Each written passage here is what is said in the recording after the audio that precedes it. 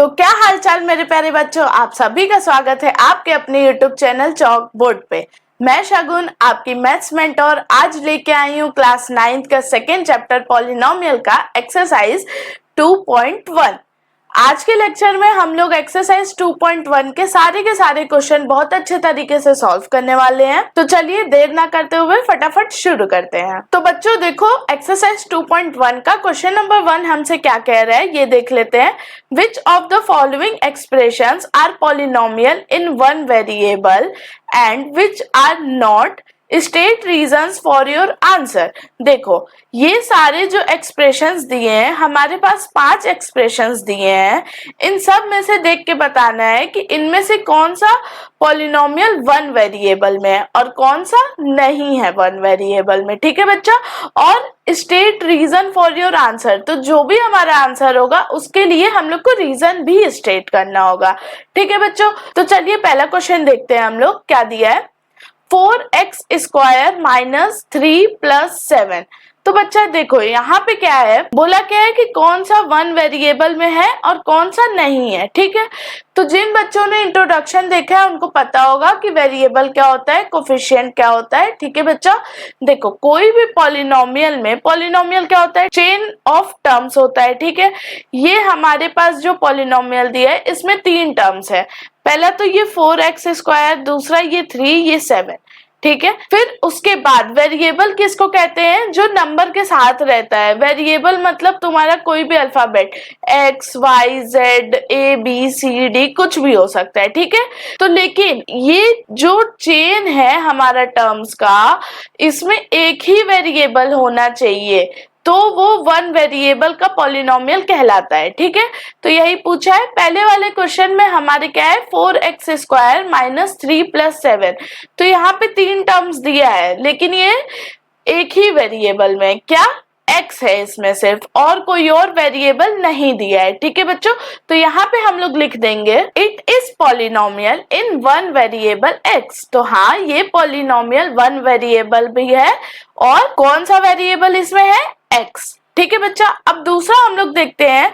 दूसरा क्या दिया है हमारे पास, y square plus root 2।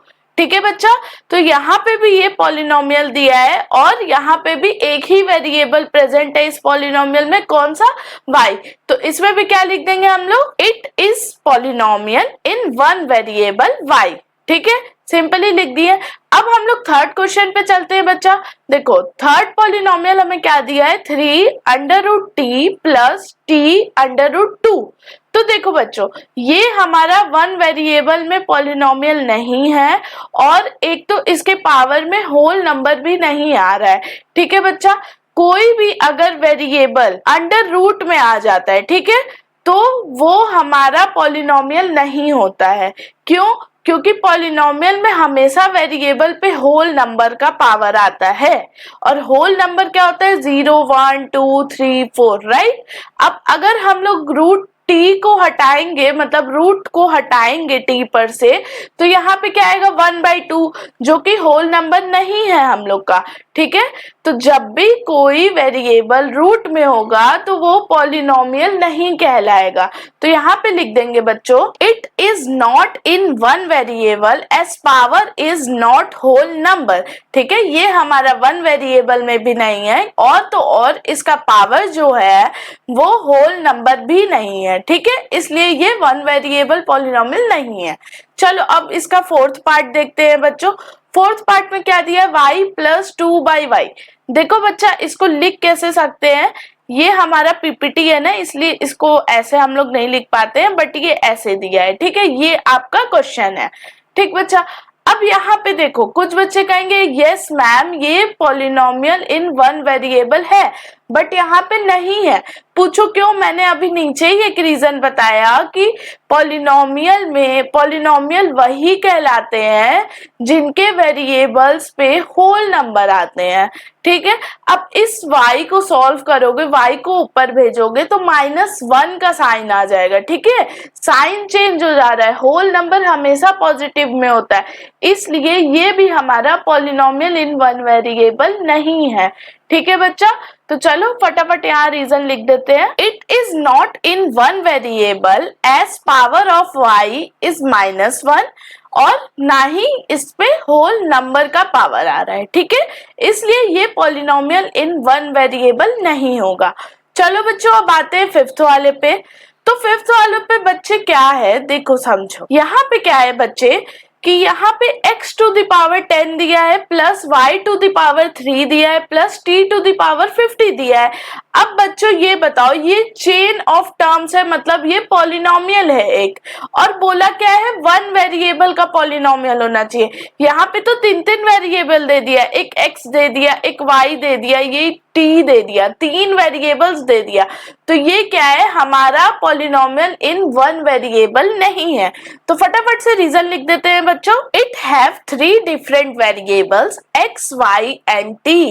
It is not in one variable. ठीक है बच्चा, इसके पास तीन वेरिएबल्स आ गए इस पॉलिनोमियल में, इसलिए ये वन वेरिएबल का पॉलिनोमियल नहीं है। ठीक है बच्चा, तो ये फर्स्ट क्वेश्चन हम लोगों ने सारे के सारे सॉल्व कर लिए। अब फटाफट चलते हैं दूसरे क्वेश्चन की तरफ। तो देखो बच्चों, दूसरा क्वेश्चन हमसे क्या कह रहा है, right the coefficient of x square in each of the following.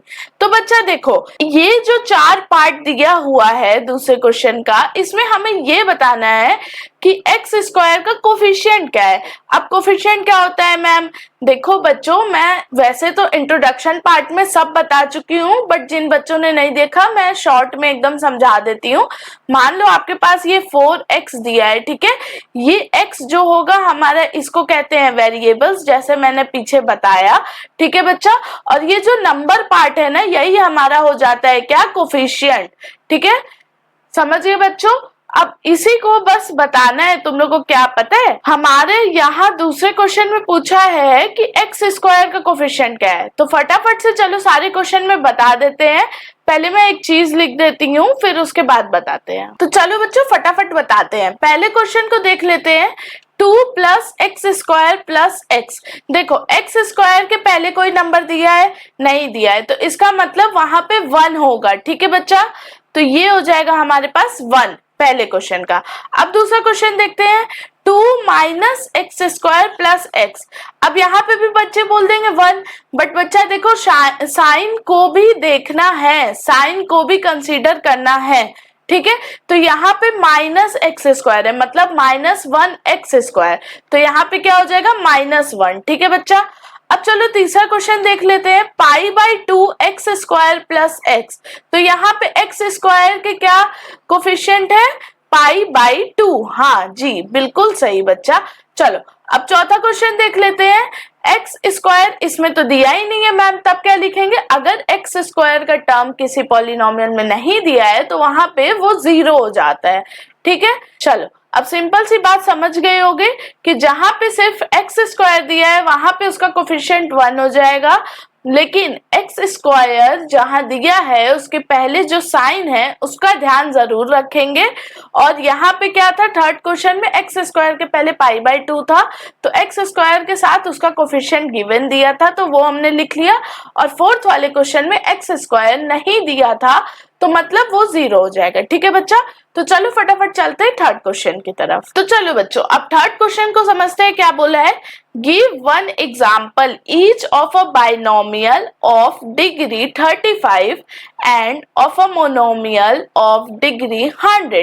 तो हम लोग को बच्चों देखो एक एग्जाम्पल देना है, कोई भी बाइनोमियल ऑफ डिग्री 35, मतलब कोई बाइनोमियल का जिसमें डिग्री 35 हो, और कोई भी एक एग्जाम्पल मोनोमियल का जिसमें डिग्री 100 हो।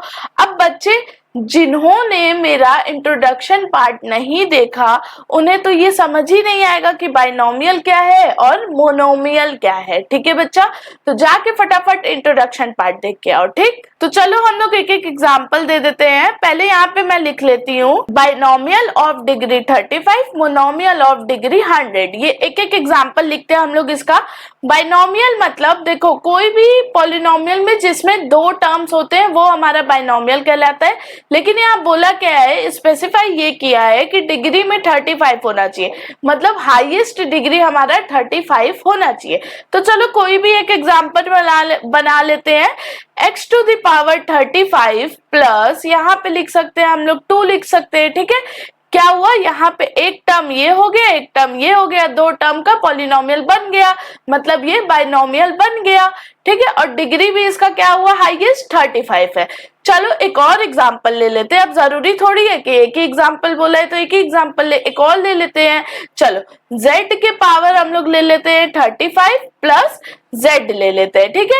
ये क्या हुआ, यहाँ पे भी एक और एग्जांपल बन गया 2 टर्म्स का और डिग्री 35 है हाईएस्ट। चलो अब मोनोमियल ऑफ डिग्री 100 ले लेते हैं। मोनोमियल क्या होता है, मतलब एक टर्म वाला पॉलिनोमियल। तो एक टर्म तो कुछ भी बना सकते हो, x टू द पावर 100 लिख दो या y टू द पावर 100 लिख दो। अब बच्चा देखो, यहाँ पे मैं आपको होमवर्क दे रही हूँ कि आप हमें बाइनोमियल ऑफ डिग्री 35 का एक एग्जांपल बना के कमेंट डाउन करो और मोनोमियल ऑफ डिग्री 100 का भी एक एग्जांपल बना के कमेंट डाउन करो, ठीक है बच्चों। चलो अब फटाफट फोर्थ क्वेश्चन की तरफ चलते हैं। अब क्वेश्चन नंबर 4 क्या कह रहा है बच्चों, ये देख लेते हैं। Right the degree of each of the following polynomials. तो हमारे पास कुछ पॉलिनोमियल्स दिए हुए हैं और उनका डिग्री हमें बताना है। तो बच्चा देखो, सिंपल सी बात है, हाईएस्ट जो हमारा उस पॉलिनोमियल में डिग्री होगा वही डिग्री ऑफ द पॉलिनोमियल कहलाता है, ठीक है। हाईएस्ट उस पॉलिनोमियल में डिग्री जो होगा वही हमारा डिग्री ऑफ पॉलिनोमियल कहलाता है। तो फटाफट से चलो सॉल्व करते हैं क्वेश्चन। तो चलो बच्चों फटाफट करते हैं हम लोग। तो पहला क्वेश्चन देखते हैं, 5x to the power 3 plus 4x to the power 2 plus 7x। अब यहाँ पे इस पॉलिनोमियल में बताओ कौन सा हाईएस्ट डिग्री है बच्चों, 2 या 3? 3 मैम, करेक्ट, एकदम करेक्ट। अब यहाँ पे डिग्री ऑफ पॉलिनोमियल तब साफ साफ लिख दो 3, ठीक है बच्चा। अब सेकेंड क्वेश्चन देखते हैं, 4 minus y to the power 2। अब इस पॉलिनोमियल में कौन सा डिग्री हाईएस्ट है? यहाँ पे तो मैम एक ही डिग्री दिया ही है, 2। हाँ चलो, इतना दिमाग है मतलब। चल अब चलो थर्ड देखते हैं। थर्ड में क्या है, 5t माइनस रूट 7। अब यहाँ पे देखो, यहाँ पे जो हमारा वेरिएबल दिया है t, उसके ऊपर कोई भी डिग्री नहीं दी है, लेकिन हम लोग कंसीडर कर सकते हैं कि यहाँ पे 1 होगा, ठीक है बच्चों। तो यहाँ पे डिग्री ऑफ पॉलिनोमियल क्या हो जाएगा, 1। अब चलो फोर्थ क्वेश्चन में क्या है, कोई भी वेरिएबल ही नहीं दिया है मैम, तो उस पे कैसे हम लोग डिग्री बता पाएंगे? ऑफ कोर्स वेरिएबल नहीं दिया है तो डिग्री भी नहीं होगा, तो यहाँ पे डिग्री ऑफ पॉलिनोमियल क्या हो जाएगा, 0। चलो बच्चों, हमारा क्वेश्चन नंबर 4 भी बहुत अच्छे से सॉल्व हो गया है। चलो फटाफट चलते हैं हमारे इस एक्सरसाइज के लास्ट क्वेश्चन पे। तो हमारे इस एक्सरसाइज का लास्ट क्वेश्चन क्या बोलता है, फटाफट देखते हैं। Classify the following as linear, quadratic and cubic polynomial. अब linear, quadratic and cubic polynomial क्या होता है ये भी मैंने इंट्रोडक्शन में बताया, बट यहाँ शॉर्ट में बता देती हूँ। मान लो जो हमारा डिग्री ऑफ द पॉलिनोमियल होता है ना, उसी से हम लोग डिसाइड करते हैं कि लीनियर, क्वाड्रेटिक और क्यूबिक पॉलिनोमियल कौन कौन से हैं। अब कैसे मैम, देखो अगर हमारा डिग्री ऑफ पॉलिनोमियल 1 है तो वो हमारा लीनियर पॉलिनोमियल होगा। क्या होगा, लीनियर पॉलिनोमियल। अगर हमारा डिग्री ऑफ पॉलिनोमियल 2 है तो वो हमारा हो जाएगा क्या बच्चा, क्वाड्रेटिक पॉलिनोमियल, ठीक है, क्वाड्रेटिक। अगर हमारा डिग्री 3 है तो वो कौन सा पॉलिनोमियल हो जाएगा, क्यूबिक। चल अब फटाफट हम लोग ये सारे क्वेश्चंस को सॉल्व करते हैं। पहला क्वेश्चन क्या है, एक्स स्क्वायर प्लस एक्स। अब यहाँ पे डिग्री ऑफ द पॉलिनोमियल क्या है बच्चों, 2 है, तो जाहिर सी बात है फिर ये कौन सा पॉलिनोमियल हो गया, क्वाड्रेटिक पॉलिनोमियल हो गया। क्या हो गया, क्वाड्रेटिक। चल ये तो लिख दिया हमने। अब चलो अब दूसरा क्वेश्चन देखते हैं। x माइनस एक्स क्यूब है, मतलब 3 आ रहा है डिग्री। हाईएस्ट डिग्री क्या है, डिग्री ऑफ द पॉलिनोमियल क्या है, 3। तो 3 हो गया तो हमारा ये क्या हो गया, क्यूबिक पॉलिनोमियल हो गया। चल अब थर्ड क्वेश्चन देखते हैं, y plus y to the power 2 plus 4। अब इस पॉलिनोमियल में डिग्री ऑफ द पॉलिनोमियल क्या है, 2। तो यहाँ पे भी क्या हो जाएगा, ये क्वाड्रेटिक पॉलिनोमियल हो जाएगा, ठीक है बच्चा।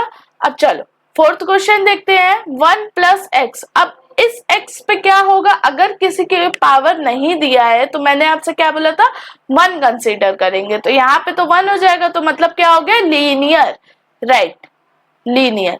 चलो अब 5वां क्वेश्चन देखते हैं, क्या है, 3t। अब इसमें भी क्या है, हमारे पास कोई भी पावर नहीं दिया है तो 1 ही कंसीडर करेंगे, तो ये हो जाएगा हमारा लीनियर। चल अब 6 क्वेश्चन क्या है, आर स्क्वायर, तो आर स्क्वायर मतलब 2 आ रहा है हमारा डिग्री ऑफ पॉलिनोमियल, तो क्या हो जाएगा, क्वाड्रेटिक। अब हमारा लास्ट क्वेश्चन क्या है इसका, 7x क्यूब, तो क्या हो जाएगा हमारा, डिग्री ऑफ द पॉलिनोमियल 3 है, तो क्या होगा, क्यूबिक पॉलिनोमियल। तो इसी के साथ हमने सारा का सारा 2.1 एक्सरसाइज का क्वेश्चन सॉल्व कर दिया। ठीक है बच्चों, सारे क्वेश्चन आई होप आपको अच्छे तरीके से समझ में आ गया होगा, और जिन बच्चों ने इंट्रोडक्शन नहीं देखा है वो जाओ देख लो, फिर ये एक्सरसाइज सॉल्व करो, आराम से कर लोगे। ठीक है बच्चा, तो आज के लिए बस इतना ही। हमारे चैनल को सब्सक्राइब करें, वीडियो को लाइक करें, कमेंट जरूर करें।